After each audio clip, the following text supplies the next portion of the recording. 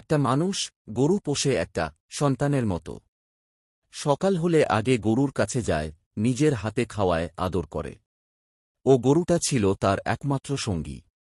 কথা না বললেও চোখে চোখ রেখে সব বোঝাত। কিন্তু হঠাৎ একদিন সমস্যা নেমে এলো।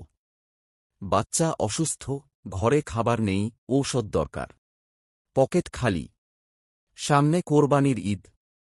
চোখে জল, মনে চাপা কষ্ট। অবশেষে সিদ্ধান্ত নিতে হল।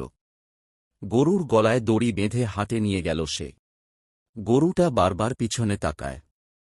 চোখ ভেজা, যেন প্রশ্ন করে, আমি কি কিছু ভুল করেছি? মানুষটার চোখও ভিজে।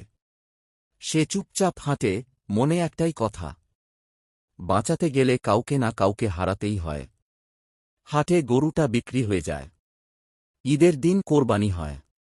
মাংস ভাগ হয়, মানুষ খুশি।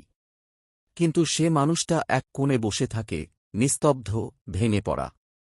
সে জানে এই ঈদে শুধু গরুটা কোরবানি হয়নি, ত্যাগ হয়েছে এক ভালোবাসার, এক সম্পর্কের। গরু কেঁদেছিল, আর মানুষটা আজও কাঁদে, চুপচাপ।